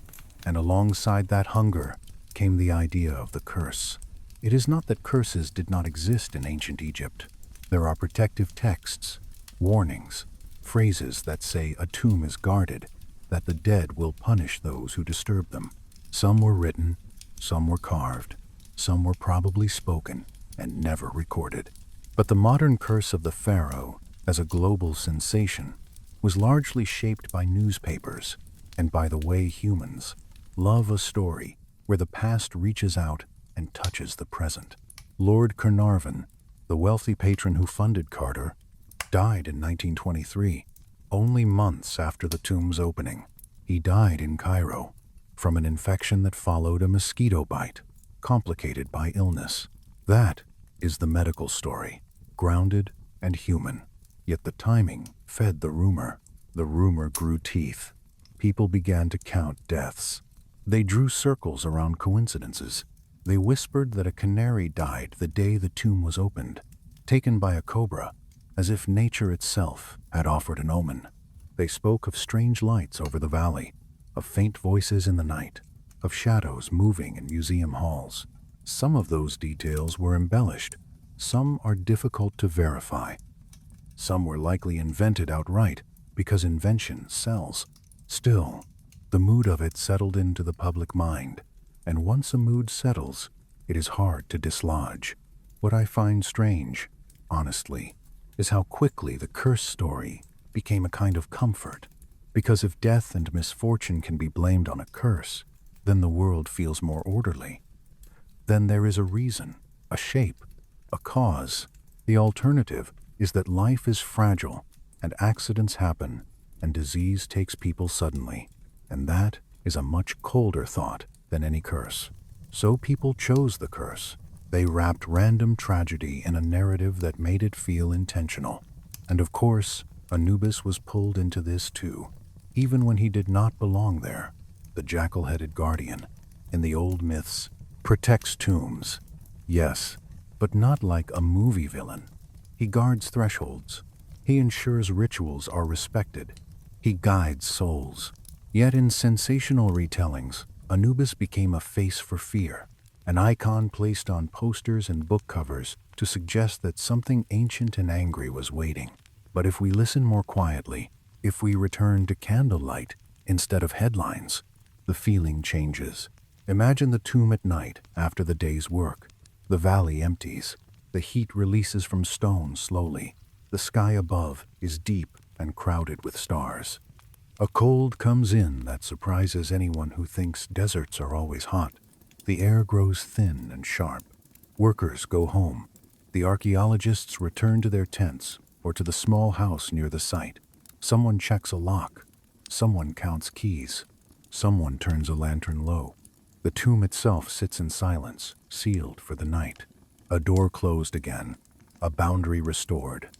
In that silence, there is no curse, voice shouting. There is only the weight of time, and time has its own kind of dread, soft and endless. It wears away names. It turns painted faces into flakes. It makes even gold feel like a temporary shine. When Carter and his team began the long process of cataloging and removing objects, it took years. Each item had to be photographed, drawn, described, packed. This is the part of the story that does not fit the curse narrative well, because it is slow, methodical, almost tender. A gloved hand lifting a small object, a brush clearing dust from a carved line, a label tied with string, a notebook page filled with careful handwriting, a crate hammered shut with a soft thud. The work was not a dramatic raid. It was, in its best moments, a kind of ritual, a new ritual of modern scholarship. Still, modern rituals can be careless too. Crowds wanted access, officials argued over ownership, foreign museums desired trophies. Egypt itself was navigating the long shadow of colonial control, trying to claim its own past from hands that treated it like a quarry. The tomb became a stage where power played out, quietly but firmly. That struggle is another kind of curse, a human one. The curse of extraction, the curse of wanting to possess what should be respected, the curse of turning sacred places into commodities. And yet, within the story, there is also something gentle, because the tomb, once opened, brought attention to Egypt's history in a way that made many people study, translate, and preserve. It inspired protection laws, museums, and research. It made the world listen, even if the listening was messy. If you let the myth breathe, you can imagine Anubis watching all of it with that same caretaker patience, not punishing, not raging, simply witnessing. A guardian who knows that humans will always open doors, and that the best you can do is guide their hands toward care. So tonight, as you relax, let the curse story soften into something quieter. Instead of imagining an ancient rage, imagine an ancient request. Be gentle. Move slowly. Remember names. Do not turn bodies into entertainment. Do not turn history into a thrill. If your mind still wants an unsettling detail, let it be a calm one. A sealed chamber holds its air for thousands of years. A fingerprint in dust can remain untouched until one breath disturbs it. A line of ink on papyrus can survive while entire empires vanish. The past is not dead. It is simply asleep under layers of sand, waiting for someone to wake it kindly. Let me linger a little longer in that valley, because the valley is its own character, and it deserves the slow attention we are giving it. There are moments in the excavation when nothing moves at all. A worker pauses with a basket of dust balanced on his shoulder. The rope hangs slack for a second. Someone wipes a forehead with the back of a wrist. The only sound is the faint hiss of wind slipping along the rock face, as if the cliffs are breathing out. And then the work resumes with that careful rhythm. Scrape, brush, lift, carry, set down. A rhythm that becomes almost hypnotic when you watch it long enough. It is like listening to a language you do not quite understand, but that still calms you because it is steady. Sometimes, Carter would sit with his notes in the shade of a makeshift canopy. The shade in the desert is never truly dark, more like a thinner light, but it is enough to make the mind feel less strained. Ink on paper, a pencil line tracing an object's outline, numbers written beside descriptions, measurements, a sketch of a hinge, a list of fragments that need repairing. You can picture the objects themselves being coaxed out of their resting places. A wooden figure, painted long ago, now fragile, the paint lifting like the skin of old fruit. A gold surface that looks eternal until you see the tiny scratches that time has given it. A bundle of linen that must not be tugged, must not be rushed, because a fast hand can undo what centuries have held together.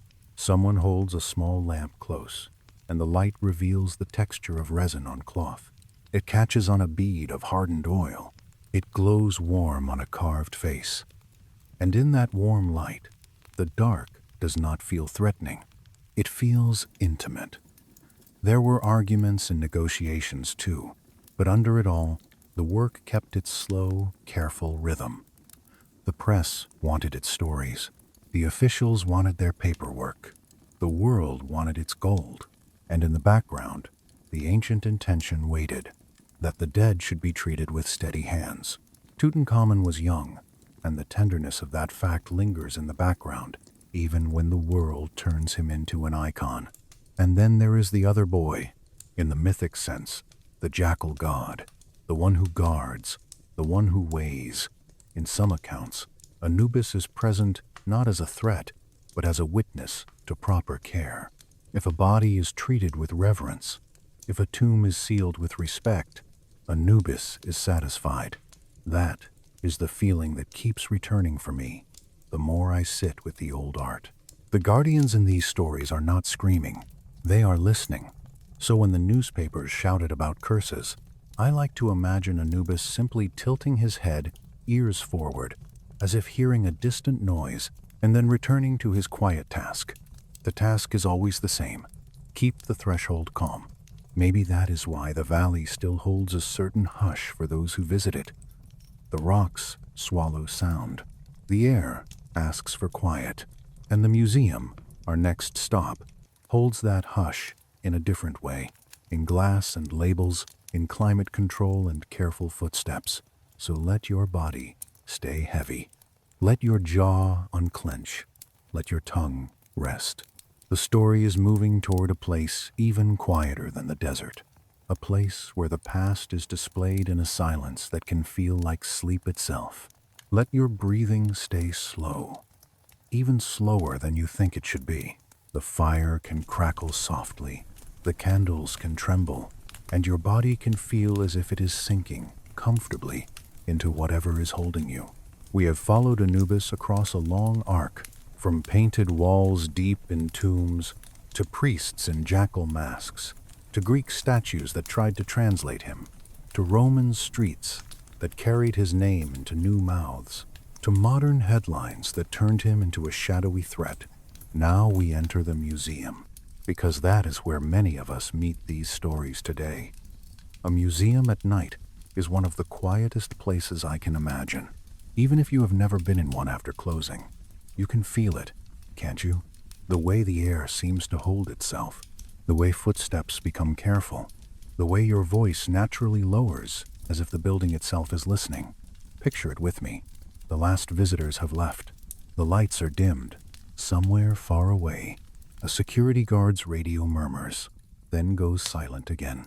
A door clicks, another door. The building settles into itself with tiny sounds, little pings of cooling metal and soft creaks in old wood. You walk down a corridor where glass cases line the walls. Each case is a small world, sealed and lit. Inside one, a fragment of painted plaster. Inside another, a necklace of faience beads, blue like shallow water. Inside another, a scarab, carved in dark stone, glossy as if it has just been polished. And then, somewhere, there is Anubis. Maybe it is a statue, black and sleek, ears up, body poised as if he might stand at any moment. Maybe it is a relief carving, the jackal head in profile, the long snout pointing forward, the eye painted in a line that makes it look eternally attentive. Maybe it is a small amulet, no bigger than a thumb, displayed with a number tag beside it, as if devotion can be reduced to an inventory system. There is a sadness in that, but there is also a strange safety. In the museum, nothing is going to jump. Nothing is going to lunge. The gods are behind glass, and the glass holds them the way linen once held bodies. A boundary, a seal, a modern version of the tomb door. If you stand in front of the case long enough, you can begin to feel what the old stories were trying to do. Not frighten, not punish, but steady the mind at the edge of the unknown, because the unknown is still here. We may not speak of the Duat the way ancient Egyptians did, but we still speak of darkness. We still speak of loss. We still have funerals. We still stand beside beds and watch breathing change. We still have that moment, sometimes, when we realize we are only visitors in our own lives, walking through rooms that will one day be empty. That is not meant to scare you. It is meant to soften you, the way truth can soften a clenched hand.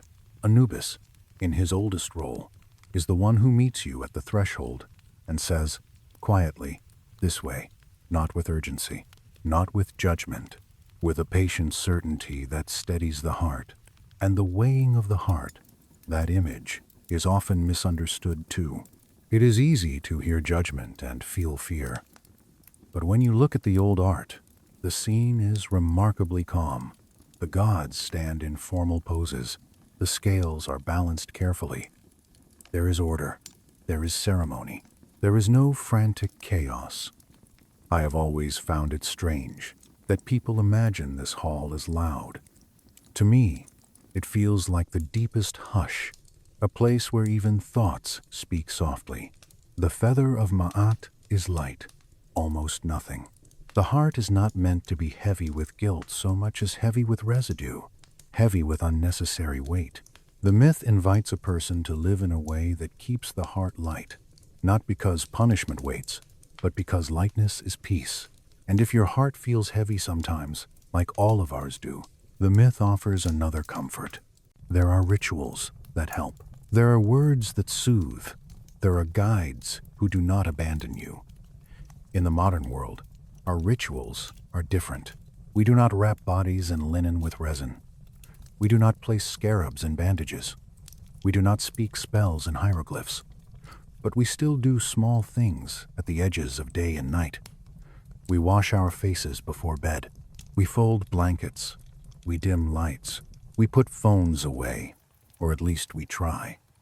We whisper goodnight to someone, or to a pet, or to the quiet itself. We make the threshold between waking and sleeping feel safe. So let us turn the story into a ritual now, right here, in this dim room. Imagine your room as a small tomb chamber, but not in a frightening way, in a comforting way. A chamber meant for rest. The walls are solid. The door is closed against the outside noise. The air is calm. The light is low. Your bed is the stone bench, but softened by fabric, softened by modern kindness. Your blanket is linen, warm and clean. It lays over you with a steady weight, the way rituals lay meaning over fear. Each breath is a wrap, in, and the linen unrolls, out, and it settles. In, a knot tied gently, holding you in place. Out, a seal pressed into clay, keeping worry outside. If thoughts come, let them come like visitors walking through the museum corridor. They can look, they can pause, they can move on. You do not have to follow them. If a memory comes, let it be like an artifact in a case. You can see it without touching it. You can acknowledge it without carrying it. If a fear comes, let it be like a shadow in the corner of a gallery. Shadows are natural. They do not have to mean danger. They simply mean there is a light somewhere. And now, let us speak softly about curses one last time, in a way that dissolves them. The real curse is not a supernatural punishment. The real curse is forgetting to be gentle, forgetting to respect boundaries, forgetting that behind every artifact there was a person, a family, a grief, a name spoken in candlelight. When we remember that, the curse breaks. The story becomes calm again. Anubis returns to what he always was, a caretaker at a door. You might imagine him now, not in a tomb, not in a museum, but in the simple dark of your own eyelids. A figure sitting quietly, ears up, watching the threshold between your waking mind and your dreaming mind, not judging, not demanding, just keeping watch so you do not have to. The river breath motif returns too. Somewhere, far away in imagination, the Nile moves in the dark, a long ribbon of water reflecting moonlight. The water does not rush. It slides. It keeps its slow appointment with the sea. It carries silt, carries seeds, carries the soft proof that time can be both destructive and nourishing. Dust and clay settle on the riverbank. Candle smoke curls upward in our room. Footsteps fade into the hallway outside your door. Numbers shrink until they are only a whisper. One breath, then another, then another. Deep time opens like a night sky, and you here are allowed to rest. You do not have to solve the past. You do not have to hold the whole story. You only have to let your body do what it already knows how to do. The oldest skill, the most human ritual, sleep. Sometimes people say museums steal life from objects. They say the artifacts feel dead behind glass. I understand that feeling.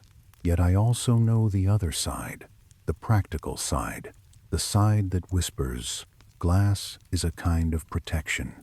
Humidity can warp wood. Light can fade pigment. Oils from human fingers can darken stone. Time keeps working even after an object is unearthed, and the museum is one of the few places that tries, imperfectly, to slow time down. If you walk close to the case, you might see tiny details you would miss in a photograph. A faint crack in a surface that was repaired long ago, the grain of the wood under black paint, a small chip in a gold edge where a hand once bumped it, the texture of linen, the way it looks almost soft even through the barrier. You might even see your own reflection layered over the artifact, your face hovering above an ancient face, two different eras meeting in the same glass. That layered reflection is one of the quietest truths in this whole story.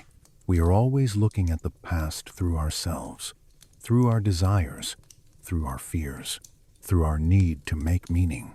That is why Anubis can become so many things at once. To a priest long ago, he is a sacred force in a known ritual. To a Greek traveler, he is a strange figure to be explained, translated, fitted into a new system. To a Roman, he is a fashionable mystery. To a modern journalist, he is a headline. To a tired listener at night, he can be something else entirely. A symbol of guidance, a reminder that thresholds can be guarded gently. If you let the gallery extend in your imagination, you can drift past cases of quiet names and quiet tools, each one a small letter from another century. And then, again, the Anubis case. If you stand there long enough, you might start to notice how calm the figure's posture is. The ears are up, yes, alert, but not aggressive. The body is folded, composed, as if it has all the time in the world. There is something deeply soothing about a guardian who is not in a hurry.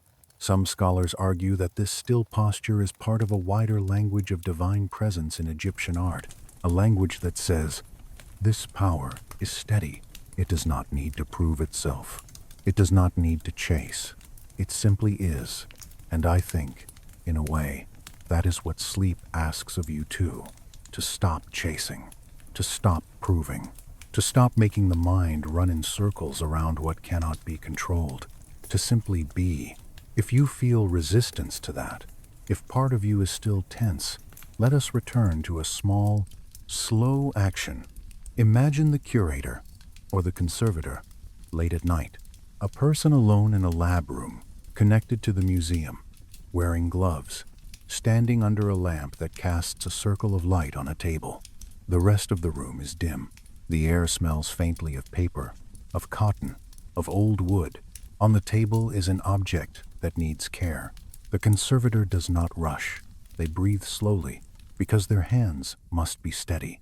They lift a brush no thicker than a feather. They touch the surface with barely any pressure, coaxing dust away. The dust rises in a tiny cloud, then settles again almost immediately, as if the object is exhaling. They mix a small amount of adhesive, transparent, tested, safe. They use it to secure a flaking pigment.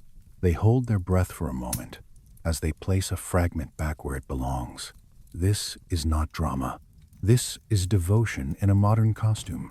It is also, if you think about it, a reversal of the curse narrative. Instead of the past punishing the present is trying to repair the past, trying to keep it from slipping away. Even in the darkness of history, there are people doing gentle work. That is a comfort I return to when the world feels harsh. So as you rest, let the idea of the museum become a symbol of careful holding. Let your own mind be a museum tonight, not a place of cold glass, but a place of calm compartments. You can place worries in a case and close it. You can label them, if that helps. Not tonight. You can set them under soft light and then walk away.